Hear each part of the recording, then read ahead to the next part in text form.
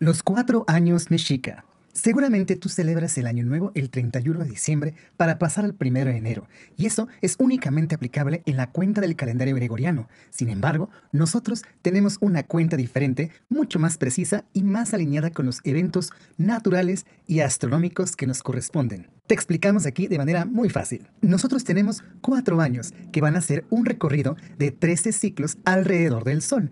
Este número 13 corresponde a la cantidad de kilómetros que hay en el diámetro de la Tierra, que es 13.000. Si multiplicamos 13.000 por 4 nos da 52.000 kilómetros, que sería la totalidad de la circunferencia terrestre alrededor de la órbita del Sol. A estos 4 años les asignamos 4 tonali, o 4 cargadores, que son Tochtli, Acatl, Tecpatl y Cali. Al llegar cada uno de ellos a un atado de 13, es decir, a la suma de 13 años, completamos un fuego nuevo, o en náhuatl se dice Xiuhmotpili. Cada